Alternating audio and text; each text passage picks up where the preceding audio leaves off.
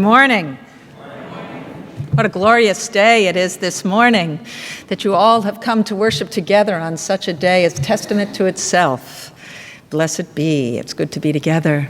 And it's wonderful to be worshiping in this space and to be working with my colleague, Reverend John Allen. It is really a treat to be in collegiality with him. I caught the news that American Idol, a TV talent competition, is returning after being dormant for 2 seasons. A couple years ago, I checked out the final competition just to see what was capturing the imagination of millions. Not being a regular viewer, I was not pulled in by favorites or cherished ideas, so I could simply look at the extravaganza that was pumped up for this occasion, and extravagant it was.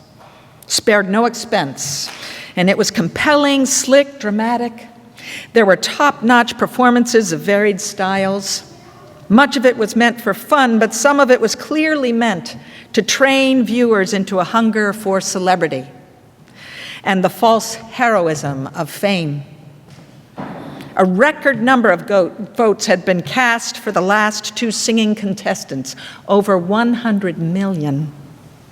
And tens of millions were watching along with me to hear the staggering figure. There is a hunger for the power of those gifts. How many of us, both viewers and voters, pay this much attention to our military? How many of us aspiring artists and armchair judges have any idea of the skills and talents, the effort and heart that it takes to defend and uphold our country? Fame is simply something that commands our attention and fuels our longing for connection. But the freedom to live out our dreams, to find those connections, comes in part from the gifts of people we may never know. In my mid-20s, I became close friends with a Vietnam veteran who opened my eyes in many ways to the enormous task of serving our country in the military, how it encompasses all of one's being, physical, emotional, and spiritual. He opened my eyes as well to aspects of the Vietnam War era that I had not considered really, and how our mistakes regarding veterans of that war, especially right after the fall of Saigon, still manifest today in ways that many yearn to overlook. This friend, whom I'll call Carl, was 19 when he decided one summer to join the Army. 6 months into his first tour in Vietnam, this 19-year-old became the officer of his squad, having survived longer than anyone else in his unit. On one mission, due to one bog bomb, a bomb that fell into a bog, he lost his entire squad, who drowned from the weight of enormous packs on their back as the impact of the bombs shattered their legs. A lifeguard, he survived with both legs shattered, being able to offload his gear just in time to gasp for breath. Not even 20. He had experienced aspects of life that relatively few, though more than we'd like to believe, can fathom. His journey of recovery, I'm sure, continues today in subtler forms, but the first 15 years before I met him offered enormous challenges of heart and mind. His family was instructed to treat him like a dangerous man before re-entering these shores, and so he experienced profound abandonment within the country and family he was fighting for. He struggled with addiction and unemployment, with a changed personality and a newly strange land called civilization. My meeting Carl and hearing his stories was a small aspect of a larger recovery, both of my perspective, which was narrow, and his, which was larger than he wanted. The telling and retelling of his story and the remembering of his compatriots who had died deepens wisdom for those who have ears to hear and strengthens hearts to strive for a better world. Memorial Day is about the discipline of remembrance. It's a spiritual discipline. It's about honoring those who gave of themselves for whatever motivation so that we may live. It's about calling ourselves to account and asking ourselves if, indeed, we are returning the devotion, if, indeed, we are honoring the life we are living. Memorial Day is not a day to argue whether war should happen, but a day to recognize the fact that wars have happened and that their existence are a thread in the fabric of our lives. One way to honor the efforts made for the life of this country and its aspirations of a free nation is to keep alive the hopes for peace and find ways to live out our own service to beauty, truth, justice, and love. There are varieties of working, Paul of Tarsus wrote in his letter to the Corinthians, but it is the same God who inspires them all in every one. To each is given the manifestation of the Spirit for the common good. A sacrifice of a soldier's life is a reminder of our own. How are we living this existence that has been protected by ultimate dedication? How are we supporting the life that remains? Are we protecting liberty for all in our choices? Are we preserving the beauty of our lives in our ways of being? Are we cultivating our gifts for the common good? Are we supporting the hope of peace and justice in our dealings with one another?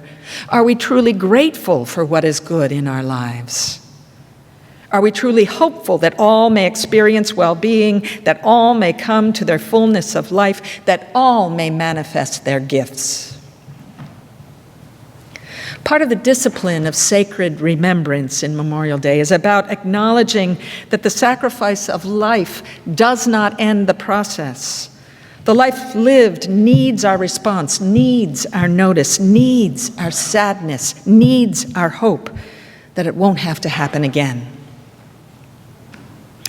Another aspect of Memorial Day is to remember how we're pulled into war and how so many are sacrificed because of our collective choice to engage in conflict in this way. There are many who would say that war is inevitable. On Memorial Day, as we lift up the loss and devastation, we can also ask ourselves why we choose to make war inevitable. Paul continues in his ancient letter to the Corinthian community that was rife with divisions and competition at that time. They were busy finding their own spiritual gifts, which included speaking in tongues, healing, and prophecy. They were becoming enamored of their own power of being. Power plays were rampant. Disregard for others' commonplace. A lack of the consequence of actions ruled the day in Corinth at that time. Paul, in his quest for beloved community, reminded them that we are all one body. Further on in the letter, he says, God has so composed the body, and he's talking about the group body, that there may be no discord in the body, but that the members may have the same care for one another. If one member suffers, all suffer together. If one member is honored, all rejoice together. 1 Corinthians 12:24. There's a wide spectrum of loss that occurs in war. There's loss of life, which is readily recognized. There's loss of limbs, loss of ability, loss of peace of mind, loss of perspective, loss of meaning, loss of hope, loss of the will to live. Roughly 20 veterans a day commit suicide nationwide, according to new data from the Department of Veterans Affairs. The mental health crisis is staggering. In 2014, the latest yearly statistics available, more than 7,400 veterans took their own lives, accounting for 18% of all suicides in America. Veterans make up less than 9% of the U.S. population. Nearly 1 in 5 suicides is a veteran. The ravages of war are a part of the lives of anyone who has been in them. They infect loved ones and members of beloved communities. We ask our soldiers and medics and chaplains to risk their whole being for the sake of our missions.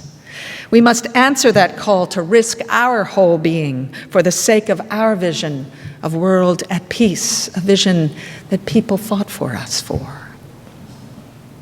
Each day, in whatever measure, we direct our potential. Each day, we make choices. Each day, we encounter changes. Each day, we taste, touch, and feel life's energy, adding our contributions, developing our gifts, living our legacy. And within that legacy are the people known and unknown amongst us who gave of themselves so that we may live and learn and shape our future.